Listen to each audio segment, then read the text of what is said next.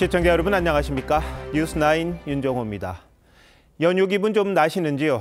오늘부터 길게는 열흘까지 황금 연휴를 즐기시는 분들도 많으실 텐데요. 긴 시간에 그리운 가족을 만나러 귀성길에 오르거나 여행 떠나시는 분들 많으실 겁니다. 팍팍했던 일상은 잠시 잊고 풍성한 한가위, 넉넉한 마음으로 즐기셨으면 합니다. 그래도 걱정되는 건 고향 가는 길이 혹시 막히지는 않을까 하는 건데요. 지금 교통 상황이 어떤지 서울 요금소에 나가 있는 취재기자부터 연결해 보도록 하겠습니다. 이나라 기자, 그곳 흐름 좀 알려주시죠. 네, 오늘 오전부터 시작된 정체는 저녁 들어 점차 해소되고 있습니다. 보시는 것처럼 이곳 서울요금소도 차량들이 모두 정체 없이 통행 가능합니다. 상습 정체 구간인 경부고속도로 죽전휴게소 인근도 양방향 모두 차들이 시원하게 달리고 있습니다. 중부 내륙고속도로 여주분기점 인근도 비교적 원활한 흐름 보이고 있습니다. 서해안고속도로 서평택 분기점은 아직 정체가 남아있어 양방향 모두 차들이 더디게 운행하는 모습입니다.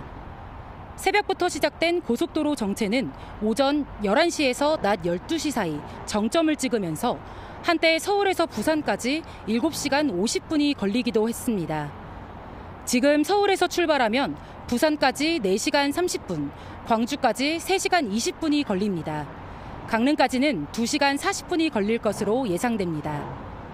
한국도로공사는 연휴 둘째 날인 내일도 차량 537만 대가 이동하면서 낮 12시쯤 정체가 가장 심할 것으로 내다봤습니다. 귀성 차량은 추석 전날인 5일에, 귀경 차량은 추석 당일인 6일에 가장 많이 몰릴 것으로 예상됩니다. 내일부터 7일까지는 전국 고속도로 통행료가 전액 면제됩니다. 서울요금소에서 TV조선 이나라입니다.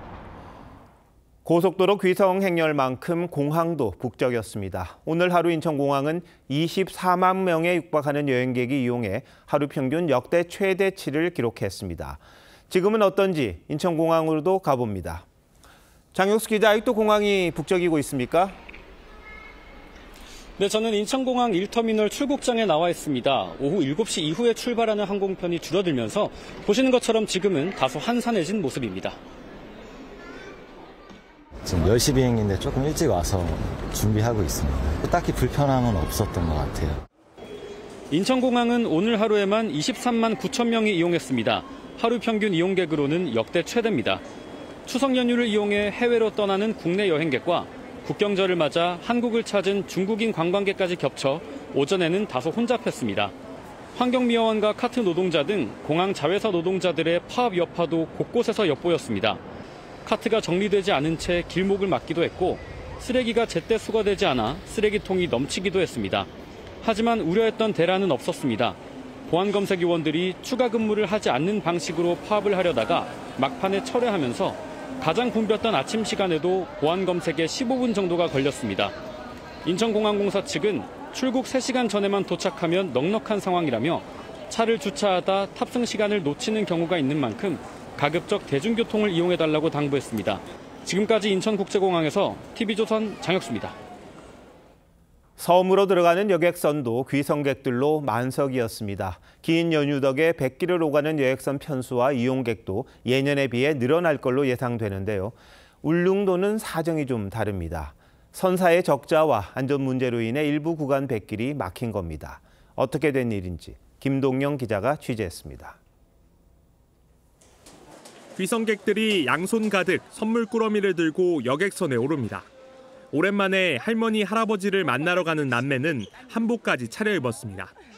백령도에 도착하려면 4시간 넘게 배를 타야 하지만 절로 웃음이 납니다. 할머니가 잡채 많이 해주셔가지고 빨리 보고 싶어요. 올해 수다 떨고 같이 바다도 보고 싶어요. 한국해양교통안전공단은 연휴 전날인 어제부터 오는 12일까지 56만 4천 명이 배편을 이용할 것으로 전망했습니다. 운항 횟수도 늘었습니다. 하지만 울릉도 백길 사정은 다릅니다. 이곳 울진에서 하루 한 번씩 울릉도로 드나들던 배편은 선사의 누적된 적자로 지난달부터 운항을 중단했습니다. 지난 4월부터는 포항과 울릉도를 오가는 쾌속선이 고장나 절반 규모의 선박이 투입됐는데 포항과 울진, 강릉 등 4개 노선에서 하루 3,400명을 실어 나르던 울릉도 여객선의 탑승 가능 인원은 3분의 1가량이 줄었습니다. 여객선표는 2달 전 이미 매진됐습니다. 육지처럼 차로 내 왔다 갔다 할 수 있는 것도 아니고 1년에 한 번 명절 때 우리가 볼 수 있는 그런 기회인데. 군수까지 나섰지만 백길이 끊기면 생존도 무너집니다. 국가가 책임을 다해서 여객선 대중교통화를 인정을 해주시고. 긴 연휴에 고향에 계신 부모님을 찾아뵙지 못하는 이들은 속이 타들어갑니다. TV조선 김동열입니다. 흥겨운 추석 연휴에 기분 들뜨셨을 텐데요. 정치권 소식에는 또다시 우울해집니다.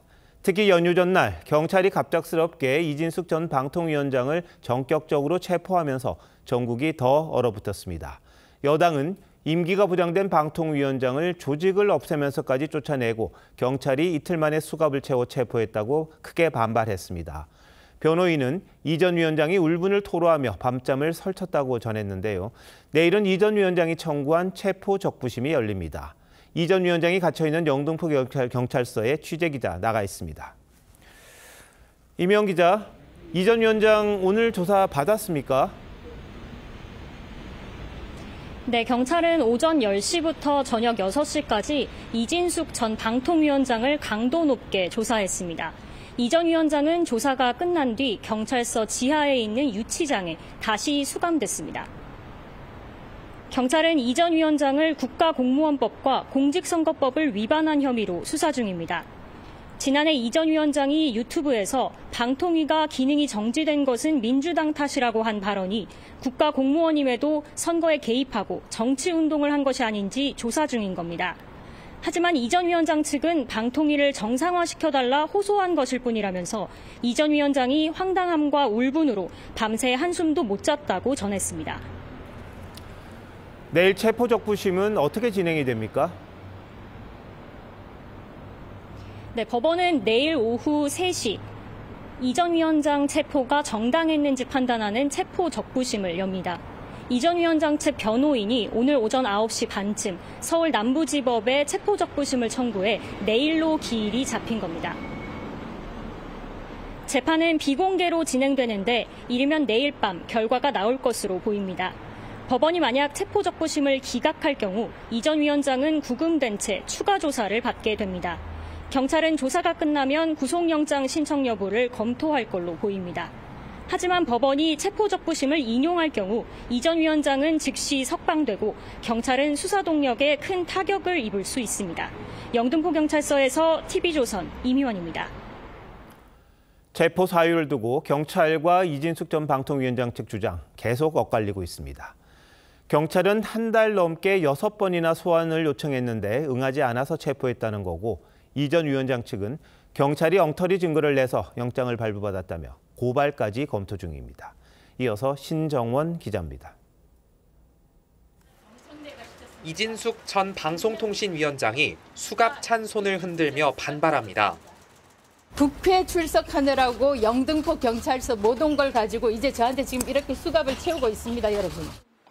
경찰은 지난 8월부터 총 6번에 걸쳐 서면으로 출석 요구서를 발송했지만 이 전 위원장이 불응해 체포영장을 집행했다고 반박했습니다. 경찰 관계자는 일반인은 3-4번만 출석을 안 해도 체포에 나선다며 법원에서 영장도 발부했는데 체포를 하지 않으면 오히려 직무유기라고 했습니다. 하지만 이 전 위원장 측은 경찰이 출석 일정 조율 과정에서 체포 영장을 받기 위해 형식적인 출석 요구서를 보낸 뒤 그 결과를 법원에 제출한 엉터리 영장이라고 했습니다. 허위 체포영장을 발부받아서 이진숙 위원장을 불법 체포 감금했다는 직권남용 체포 감금죄 그런 것들이 성립될 가능성이 있는데 법조계에서도 해석이 엇갈렸습니다. 한 검찰 출신 변호사는 불출석 사유서를 내고 일정을 조율 중인 피의자를 체포하는 건 이례적이라고 했습니다. 반면 판사 출신 한 변호사는 판사가 유효기간이 한 달이나 되는 영장을 내준 건 체포할 필요성을 인정한 것이라고 했습니다. TV조선 신정원입니다. 국민의힘은 어제 이어 오늘도 이진숙 전 위원장이 체포된 영등포 경찰서를 항의 방문했습니다. 야당은 경찰이 체포영장을 신청할 때 이 전 위원장이 낸 불출석 사유서를 첨부하지 않았던 게 아니냐며 수사기록 조작 의혹을 제기했습니다. 그러면서 영장 발부에 관여한 경찰, 검사, 판사 모두를 고발했는데 명절 연휴 이슈화에 주력하는 모습입니다. 변정현 기자입니다. 국민의힘 의원들이 영등포경찰서 안으로 들어갑니다. 장동혁 대표는 영등포경찰서장과의 면담에서 이진숙 전 위원장에 대한 체포영장을 신청할 때 불출석 사유서를 첨부했는지 물었지만 답을 듣지 못했다고 했습니다. 수사 상황이라 말씀드릴 수 없다는 것이었습니다. 그건 수사 상황도 아니고 저희들은 피의 사실과도 관련된 것도 아니고 그 어떤 것도 아니라고 생각합니다. 이 전 위원장 측은 출석을 통보받았던 지난달 27일 국회 필리버스터 일정이 있다며 불출석 사유서를 제출했는데 국민의힘은 경찰이 체포영장 신청 때 이 사유서를 첨부하지 않았을 수 있다고 보고 있습니다. 국민의힘은 사실이 맞다면 중대범죄이자 심각한 수사기록 조작이라며 담당 경찰 수사관과 영장을 청구한 검사, 영장을 발부한 판사를 모두 직권남용 혐의로 고발했습니다. 국민의힘은 또 이 전 위원장 체포가 대통령실 김현지 부속실장 관련 논란을 물타기하려는 정치적 의도가 있다는 주장도 했습니다. 최고 존엄 김현지 비서관 논란이 커지자 추석 밥상 민심을 뒤집기 위해 경찰을 움직여 무리한 체포로 여론을 덮으려 하지만 이번 사건은 이재명 정부의 몰락을 앞당기는 역사적인 한 장면이 될 거라며 수사를 마치는 대로 즉각 이 전 위원장을 석방하라고 요구했습니다. TV조선 변정현입니다. 반면 민주당은 이 전 위원장 체포는 적법했다며 오히려 예의를 갖춘 수준이라고 방어했습니다. 정치 탄압이란 이 전 위원장 주장에 대해서는 과대망상이란 말로 사실상 조롱했습니다. 여권 반응 이태희 기자가 정리했습니다.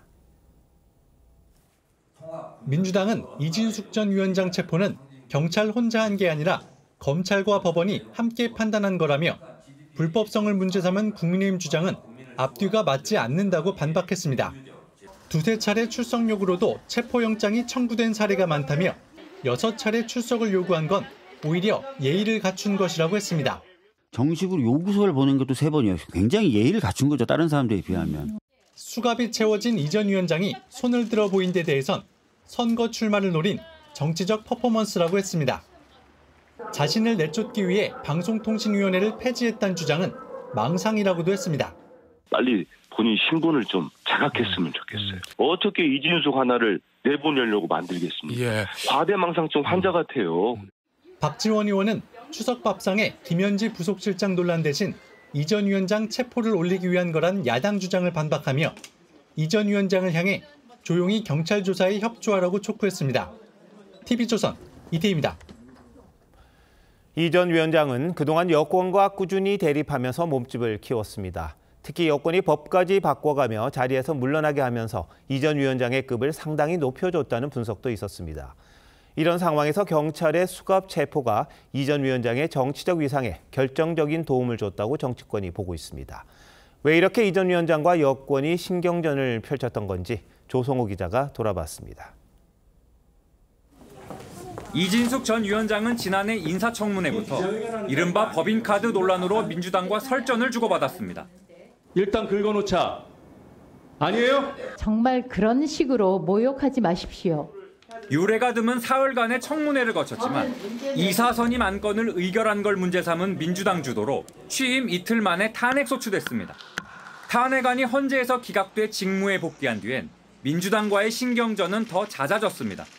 저도 저의 끼어들지 마시라고요. 권리가 있습니다. 권리 없습니다. 끼어들지 마시라고요. 정권 교체 이후엔 정치 중립 의무를 위반했다는 감사 결과 등을 이유로 국무회의 참석 대상에서 배제됐고 비공개 회의에서 나온 발언이나 토의 내용을 기사화하거나 왜곡해 정치에 활용하는 건 부적절한 공직기강 해입니다. 민주당 주도로 방송미디어 통신위를 신설하는 법안이 통과되면서 이 전 위원장은 자동 면직됐지만 퇴임 하루 만에 경찰에 체포됐습니다. 경찰에 출석 못했다. 그래서 이렇게 수갑을 채우겠다. 민주당은 이 전 위원장 스스로 자초한 거란 입장이지만 내부적으론 정치적 책임만 키워주고 있다는 우려도 있습니다.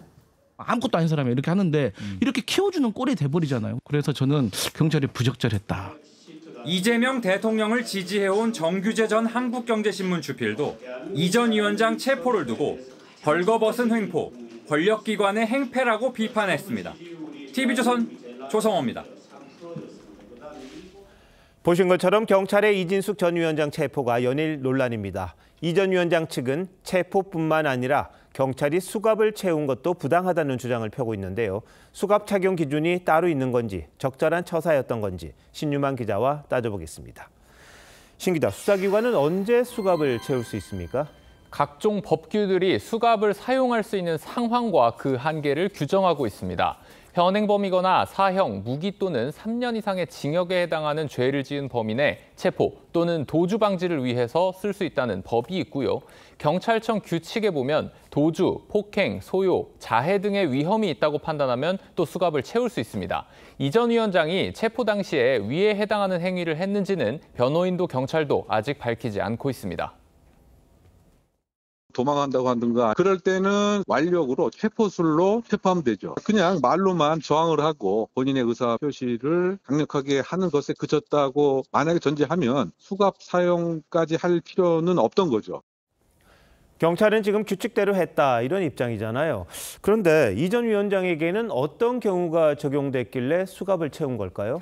네, 체포 당시에 방금 언급한 그런 극단적 상황이 없었다는 가정하에 경찰청의 또 다른 수갑 사용 규정에서 근거를 찾을 수 있었는데요. 다른 설명 없이 체포 또는 구속영장을 집행할 때 쓸 수 있다고 돼 있는데 이 규정이 적용된 것으로 추정됩니다.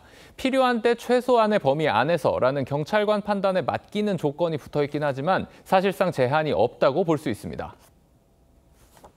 너무 모호하고 포괄적으로 규정되어 있는 건 사실이죠. 인권을 침해하는 측면이 있기 때문에 사후적으로라도 그 당시 현장의 판단이 맞았는지 한번 검토해 볼 필요는 있을 것 같습니다. 네, 지금까지는 수갑을 어떻게 사용하라 이런 건데 명시적으로 쓰면 안 된다 이런 규정도 있습니까? 예.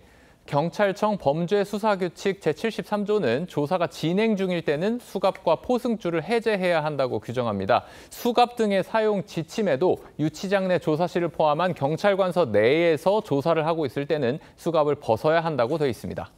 만약 부당하게 수갑이 채워졌다, 억울하다 이럴 때 어떤 조치를 밟을 수 있습니까?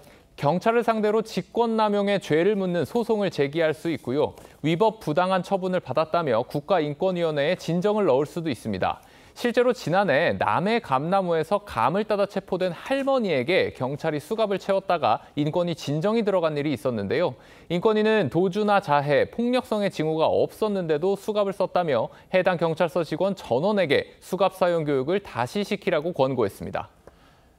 현장마다 경찰관이 수갑을 채워라 마라 이렇게 지정할 수는 없겠습니다만 상식적인 수준에서 이게 적절하다 이런 느낌은 와야 될 것 아닌가 싶기도 합니다. 신 기자 잘 들었습니다.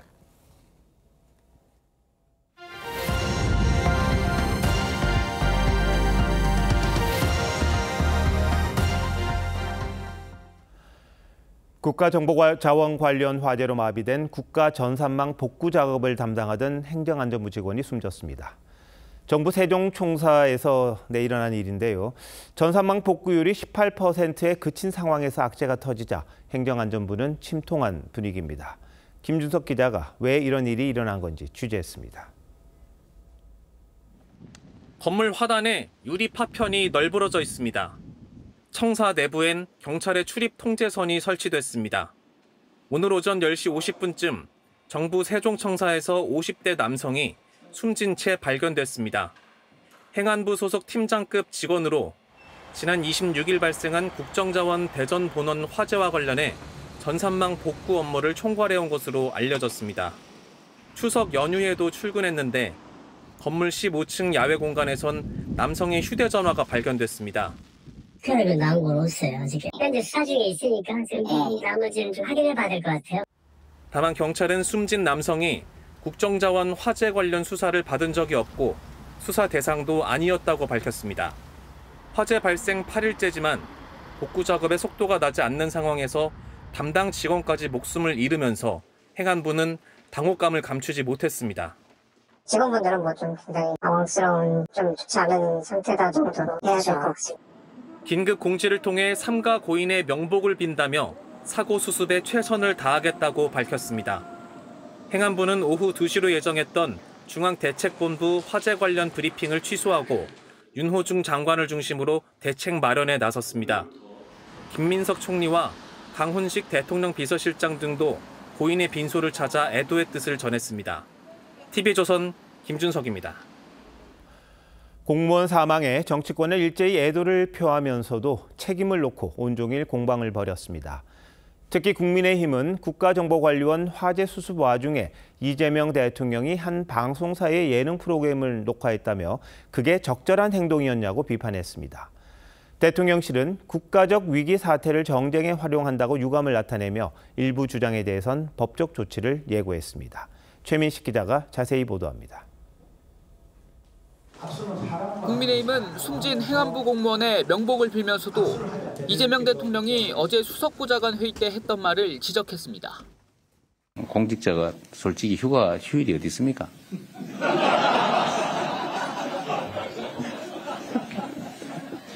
24시간 일하는 거예요, 원래. 자다가도 벌떡 일어나고 그러는 그게 공직이죠. 웃음 속에 던진 한마디가 공무원들에겐 생존의 무기로 다가왔을 거라며 공직사회가 압박에 짓눌려 있다는 사실을 보여준다고 했습니다. 그러면서 국가정보관리원 화재 관련 수습이 이루어지던 시기 이 대통령 부부가 한 방송사의 추석 예능 프로그램을 녹화한 사실을 문제 삼았습니다. 대통령실은 한국 음식의 매력을 알리겠다며 5일 방영되는 예능 프로그램에 이 대통령 부부가 출연한다고 예고한 바 있습니다. 주진우 의원은 국민 피해가 속출할 때 이 대통령은 48시간 동안 어디서 무엇을 했느냐며 예능 녹화 시점을 밝히라고 했습니다. 대통령실은 주말 동안 이 대통령이 화재 관련 보고를 받고 지시를 내린 시간표까지 공개하며 잃어버린 48시간이란 주장은 명백한 허위 사실이라고 반박했습니다. 국정의 최고 책임자로서 송구하다는 말씀을 먼저 드립니다. 국가적 위기 상황의 정쟁화에 유감이라며 법적 조치까지 강구하고 있다고 밝혔습니다.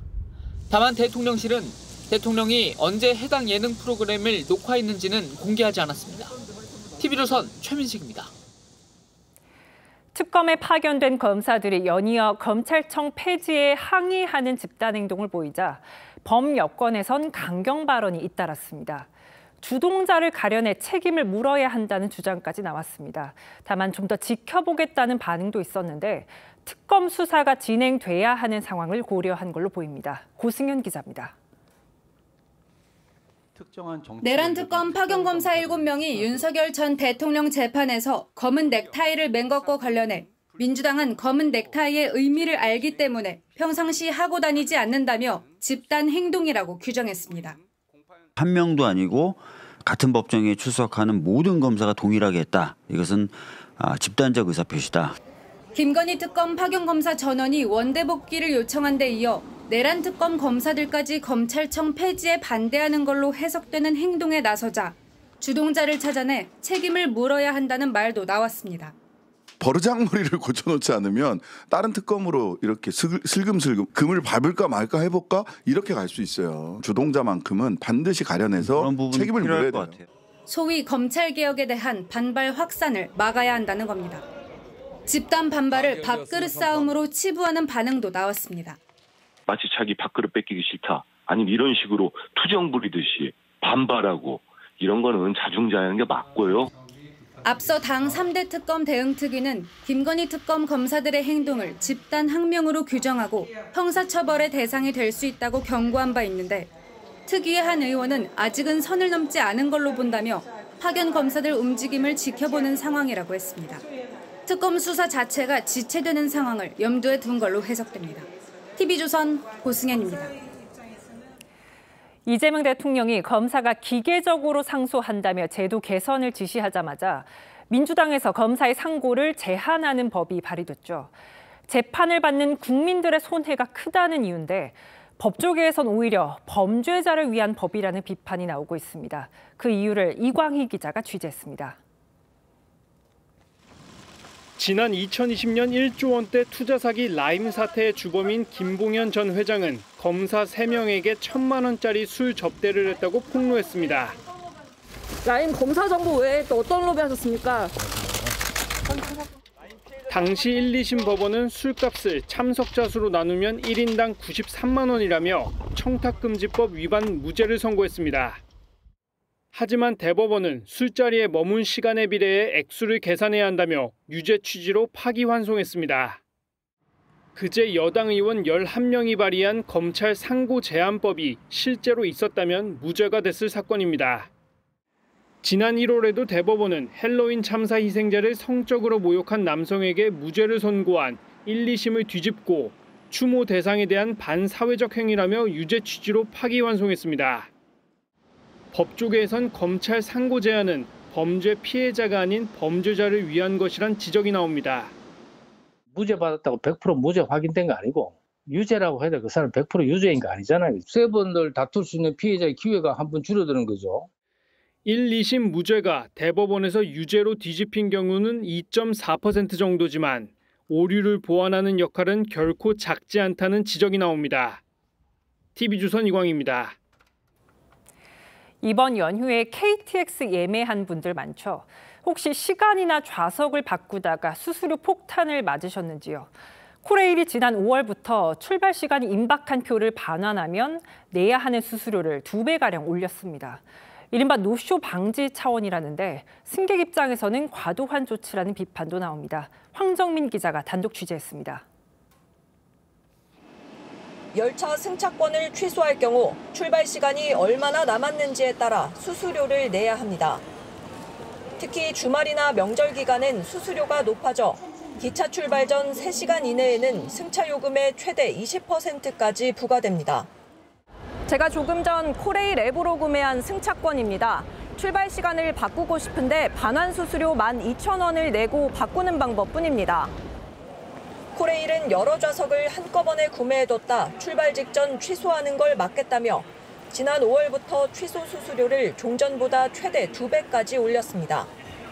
실수요자의 열차 이용 기회를 확대하기 위해서 여러 개를 이렇게 예매하는 경우도 있지 않습니까? 그래서 전체적으로 취소시키고.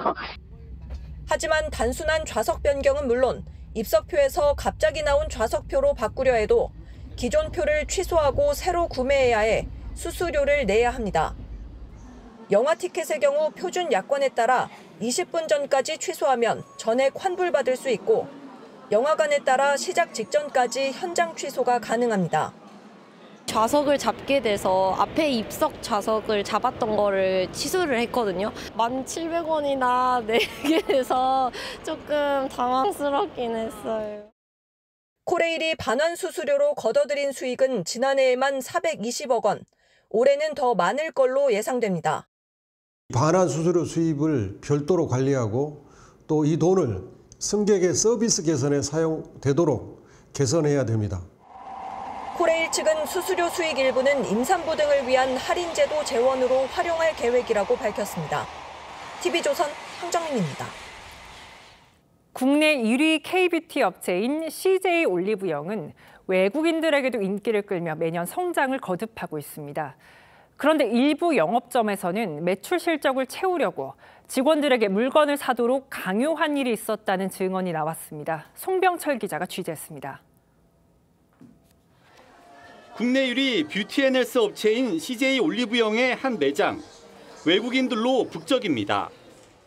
So really impressed, and there's an Olive Young everywhere around here. Like we've seen so many so far. So yeah, really exciting.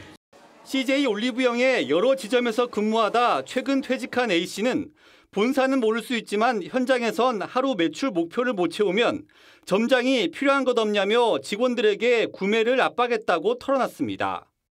이런 압박에 못 이겨 자신도 필요 없는 물건을 수십만 원어치 산 적이 있고 일부 직원은 샀다가 다시 반품하기도 했다고 했습니다. 구매 압박으로 생긴 고통은 가족들도 알 정도. 표정이 안 좋았으면 무슨 일 있냐 물어보면은 이제 매출 목표가 안 채워져가지고 점장님이 좀 히스테리를 부렸다고 하더라고요. CJ 올리브영 익명 게시판에서도 최고 매출을 위해 근무 시간을 연장하거나 점장이 구매를 사실상 강요했다는 증언이 따르고 있습니다. 매출 달성은 기네스라고 불리는데 이 기네스 기록은 점장 등의 인사 고과에 반영됩니다. 선거급 잔치의 이면에는 직원들이 불필요한 물건도 떠안고 그리고 연장 근무까지 하면서 목표 매출을 채우는 이런 불공정 행위들이 있었습니다. 올리브영 측은 사실관계를 확인해 필요한 조치를 취하겠다며 제도적으로 부족한 부분이 있다면 개선하겠다고 밝혔습니다. TV조선 송병철입니다.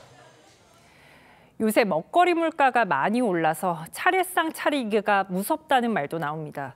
특히 쌀값이 지난해보다 30% 넘게 오르면서 떡집 상인들이 울상입니다. 정은하 기자입니다.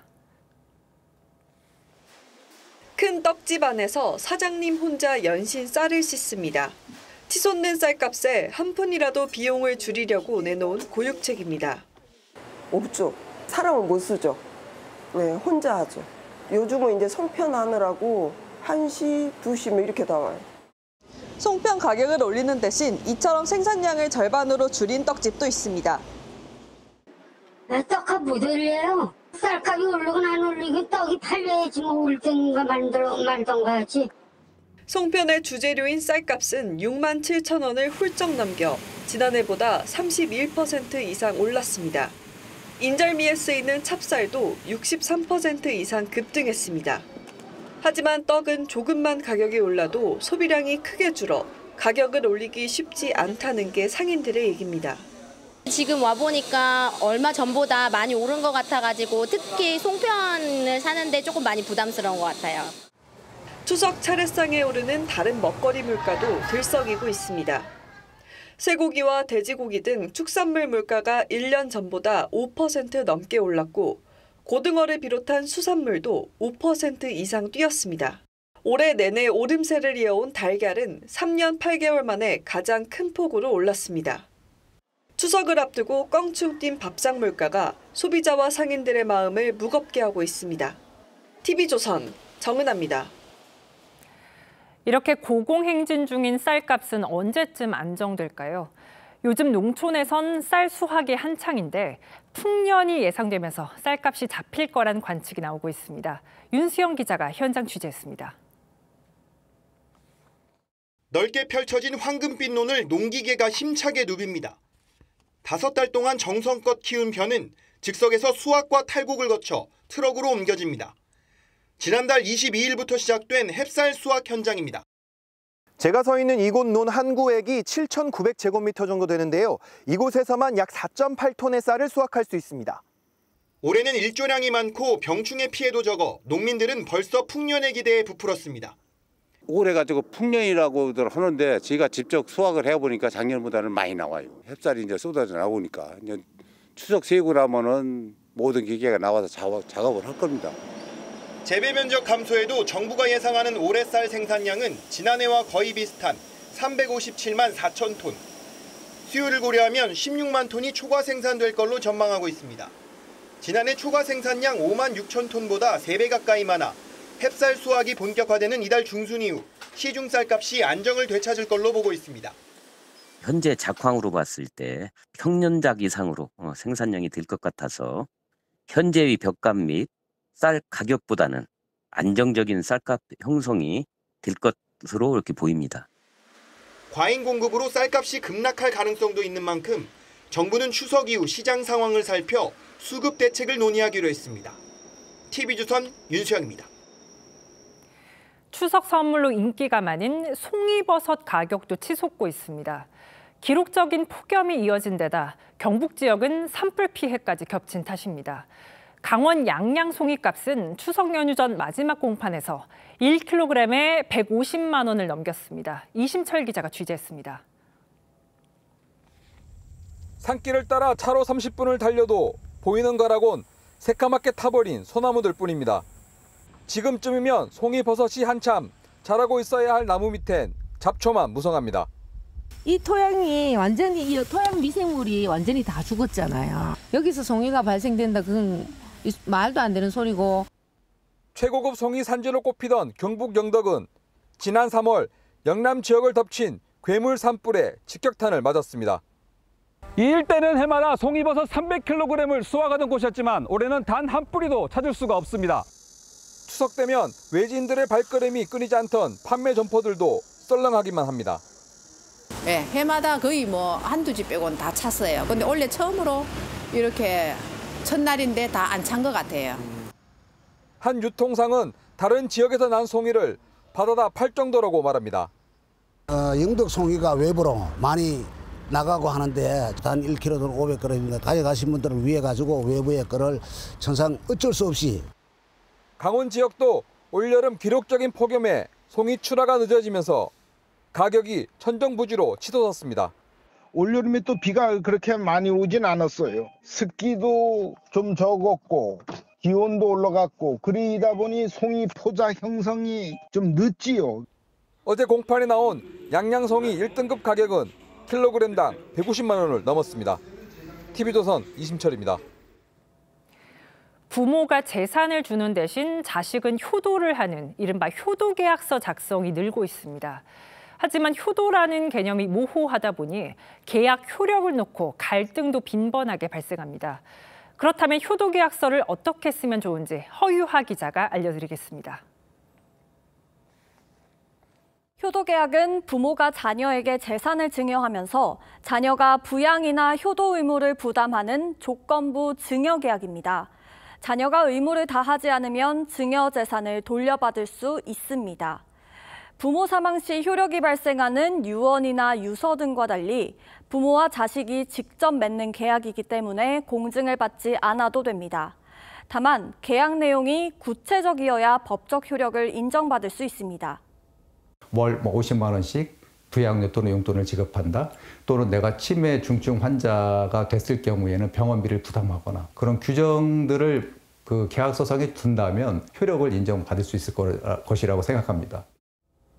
지난 2023년 A씨는 손자들에게 심부름을 부탁하면 잘 이행해야 한다 등의 조건으로 건물과 토지 일부를 증여하고 취득세 등 1억 4천만 원도 대신 내주었습니다.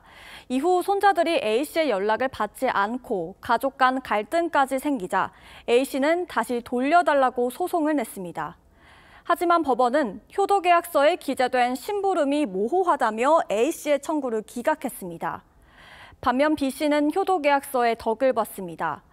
2019년 아들 부부에게 자신이 소유 중인 토지 3곳의 지분 25%를 준 뒤 부부 불화나 이혼 등을 하지 않아야 한다고 조건을 달았습니다. 아들이 이혼하게 되자 법원은 효도계약서를 근거로 증여를 해제할 수 있다고 판단했습니다. 효도계약서 서로 합의하에 명확하게 작성해야 일방적인 피해를 막을 수 있습니다. TV조선 허유합니다. 고속도로 정체가 심해지면 휴게소 많이 들르시죠? 간단히 요기하면서 잠시 숨 돌리는 장소로 인식되었는데 요즘은 달라졌습니다. 다양한 이색 체험을 할 수 있는 곳이 많다고 하는데 서영일 기자가 소개합니다. 올해 1월 개장한 서울 세종간 고속도로 용인처인 휴게소. 도로 위에 우주정거장을 연상케 하는 건물이 공중에 떠 있고 양방향에서 시설을 이용할 수 있습니다. 한켠에는 드론 택시 체험 시설도 있습니다. 장비를 착용하면 의자가 이리저리 기울고 가상의 서울 도심이 발 아래로 펼쳐집니다. 신기해? 어때? 재밌어. 움직이는 게 재밌었고 좋았어요. 움직이는 것만 더 많이 했으면 좋겠어요. 판다 가족 푸바오를 테마로 한 포토존은 아이들에게 인기 만점입니다. 에버랜드를 가야지 실은 이게 이제 볼 수 있는 건데 애들이 사진도 찍고 또 구경도 하고 해서 너무 좋은 것 같아요. 중부 내륙 남한강 휴게소에는 로봇 바리스타가 있습니다. 휴게소 커피 자판기입니다. 이 주문하면 1분도 안 돼 로봇이 직접 커피를 내려주는데요. 사람이 하는 것보다 양도 일정하고 비율도 정확해 시민들 반응이 좋습니다. 아빠가 맨날 내려줘서 그런지 엄마 이거 꼭 보고 가자고 해서 일부러 구경 왔어요. 휴게소 옥상엔 반려동물 쉼터도 마련됐습니다. 얘를 혼자 두고 갈 수 없으니까 어디 맡겨야 되는데 그게 굉장히 어렵고요. 모치 데리고 올 때는 무조건 들려야 된다고 생각해요. 휴게소에서 빼놓을 수 없는 게 먹거리. 동파육덮밥과 텐동, 뼈해장국 등 정부와 지자체가 인정한 맛집 115곳이 귀성객들의 오감을 자극합니다. TV조선 서영일입니다. 예산안이 통과되지 않으면서 미국 연방정부의 운영이 일시 중단되는 이른바 셧다운 상황이 이틀째 이어지고 있습니다. 쟁점은 오바마 케어로 불리는 공공의료보험 지원 예산인데 공화당과 민주당이 내탓 공방만 벌이고 있어 상당 기간 셧다운 상태가 지속될 걸로 보입니다. 백대우 특파원이 보도합니다. 트럼프 대통령은 연방정부가 이틀째 셧다운 상태인 건 민주당 책임이라고 강하게 몰아붙였습니다. 그러면서 백악관 예산관리국장과 만나 어떤 예산부터 삭감할지 논의할 것이라고 전했습니다. 백악관도 예산 삭감에 따른 대량 해고는 불가피하다고 보조를 맞추면서 공공의료보험 보조금, 이른바 오바마 케어를 포기하지 않는 민주당 탓에 수천 명이 직장을 떠나게 될 것이라고 으름장을 놨습니다. Look, it's likely going to be in the thousands. These discussions and these conversations, these meetings would not be happening if the Democrats had voted to keep the government open. 반면 민주당은 더 이상의 양보는 없다며 공공의료보험 예산이 유지돼야만 찬성표를 던질 수 있다고 맞섰습니다. 노동자들을 위한 의료 서비스에 불만이 많은 백악관과 공화당이 고의로 정부를 폐쇄한 것이라는 주장도 했습니다. 정치권의 강대강 대치 속에 정부 셧다운 장기화를 경계하는 분위기가 역력합니다. 미국 상원 본회의에서 조만간 다시 한번 예산안 처리를 시도합니다. 하지만 통과 가능성이 높지 않아 정부 셧다운 상태가 일주일 넘게 지속되는 것 아니냐는 우려가 커지고 있습니다. 미국 워싱턴 DC에서 TV조선 백대우입니다. 경제란 게 참 묘합니다. 연방정부가 셧다운돼 예산 집행이 되지 않는데도 금융시장은 오히려 모든 것이 오르는 이른바 에브리싱 랠리가 이어지고 있습니다. 미국 증시와 비트코인이 사상 최고가를 찍었고 안전자산인 금도 거침없이 오르고 있습니다.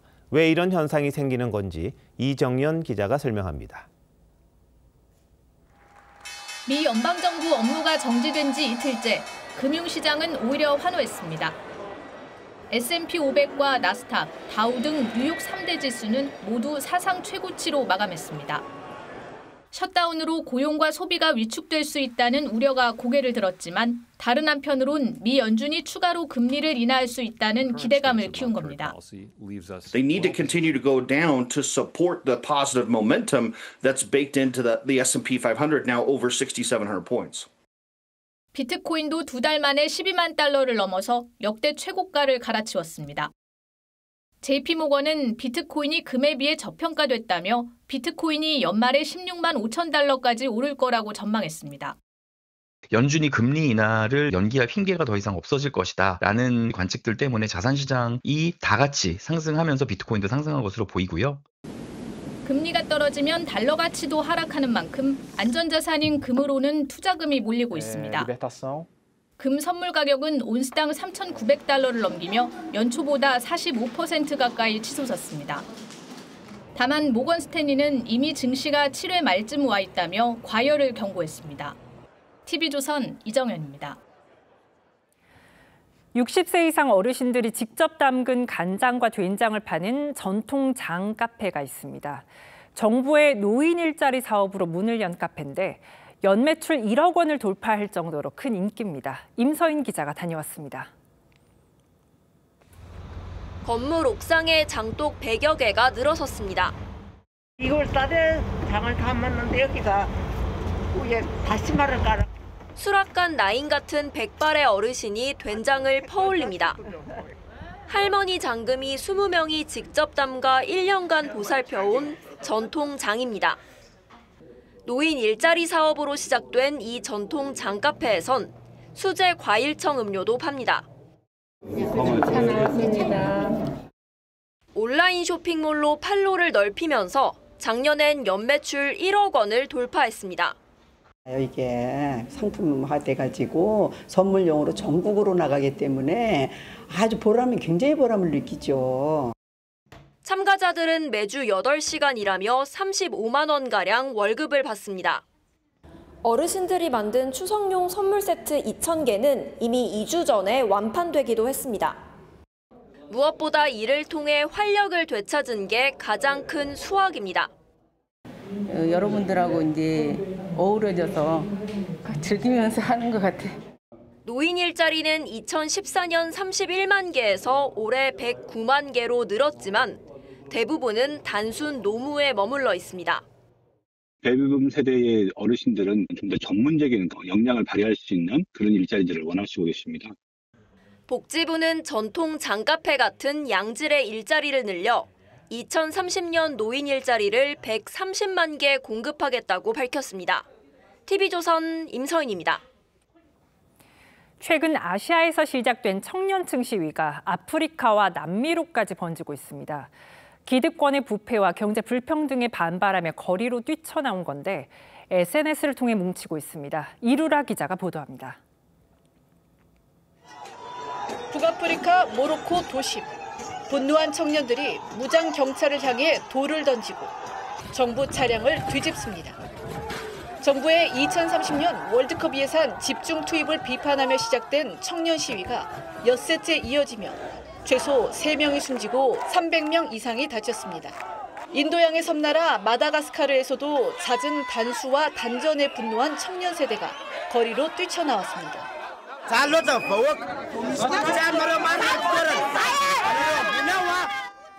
지난 여름 인도네시아와 네팔 등에서 시작된 G세대의 반정부 시위는 아시아를 넘어 아프리카, 그리고 페루와 파라과이 등 남미까지 확산하고 있습니다. 정부의 최루탄에 맞선 이들의 무기는 소셜미디어. 정당도 지도자도 없이 오직 SNS로 자발적으로 모인 이들을 하나로 잇는 건 일본 만화 속 불의에 맞서는 상징인 해적 깃발이었습니다.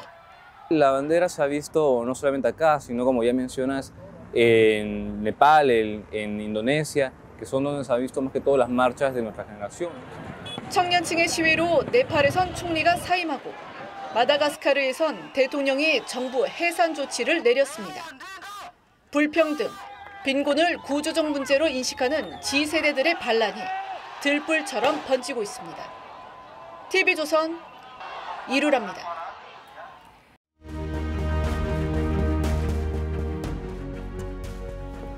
She knelt by Polynices' corpse, undetected, and began sprinkling it with dust. 그리스 비극 안티고네입니다. 오이디푸스 왕의 두 아들이 왕위를 다투다 죽자 한쪽을 반역자로 몹니다. 매장도 금지했습니다. 그리스인은 시신이 묻히지 않으면 영혼이 저승 하데스에 가지 못하고 땅 위를 떠돌며 고통받는다고 믿었습니다. 그래서 동생 안티고네는 오빠의 시신에 몰래 흙을 뿌렸습니다. 왕명을 거역한 대가, 죽음이었습니다. Blind prophet Tiresias. He told Creon that his hubris was polluting Thebes. The avenging divine furies were lying in wait should he not yield. 안티고네의 죽음은 안티고네의 약혼자이자 크레온 왕의 아들인 하이몬의 목숨도 끊었고 왕비까지 생을 마감합니다. 인간의 휴브리스, 오만이 비극의 씨앗이 됐습니다. 전쟁입니다. 방송통신위원회라는 기관 하나 없애는 것도 모자라서 이제 저 이진숙한테 이렇게 수갑을 채우는 겁니까? 경찰이 이진숙 전 방송통신위원장을 전격적으로 체포하면서 보신 것처럼 수갑을 채워 이송했습니다. 선거법과 국가공무원법 위반 혐의라는데 출석 요구에 계속 불응했다는 이유였습니다. 법대로 했다지만 이해가 좀 안 됩니다. 현행범도 아니고 증거인멸이나 도주 우려가 있다고 보기는 좀 힘들지 않은가요? 선거법 어겼다고 수갑 채운 체포라니. 과잉 체포, 아첨 수사라는 비판이 나옵니다. 왜일까요? 정부 여당의 미운 털이 단단히 박혔던 장본인이기 때문이죠. 민주당은 취임 다음 날 이 위원장에 대해 탄핵소추안을 발의했습니다. 헌법재판소는 기각했습니다. 정권을 잡자 노골적으로 임기 채우기 힘들 거다, 기소될 거다 이런 말을 했습니다. 보수의 여전사가 아니라 극우의 여전사로 등극할 것이다. 그래도 버티자 아예 법을 바꿔 방통위를 없애고 이 위원장만 콕 집어 자리에서 물러나게 했습니다. 이게 방송 장악 아니면 뭡니까? 이것이 다수 횡포이고 다수 독재인 것입니다. 언론이 죽으면 대한민국이 죽습니다. 사람 하나 바꾸려고 탄핵하고 조직 없애고 급기야 추석 연휴 전날에 급하게 체포까지 하는 거 어찌 봐야 할지요. 정말 지은 죄가 큰 건지, 정부 여당의 오만이 도를 넘은 건지, 입맛에 맞게 경찰이 움직인 건지 좀 따져봐야 할 겁니다. 나도 저렇게 체포돼서 수갑차고 조사 받을 수 있겠구나 하는. 심기를 거스르면 저렇게까지 할 수 있겠구나 겁먹을만 합니다. 나치에 맞서 싸운 신학자 보네퍼는 악을 보고도 침묵하는 건 그 자체가 악이라고 했습니다. And if the church does not speak now, we will lose our voice for 100 years. 그리스 비극이든 독일의 역사든 교훈은 같습니다. 오만하면 반드시 그 대가가 따른다는 겁니다. 국민이 가만히 있는 듯하지만 알 건 다 압니다. 침묵도 어느 순간 폭발합니다. 10월 3일 윤정호 앵커 칼럼 이렇게까지였습니다.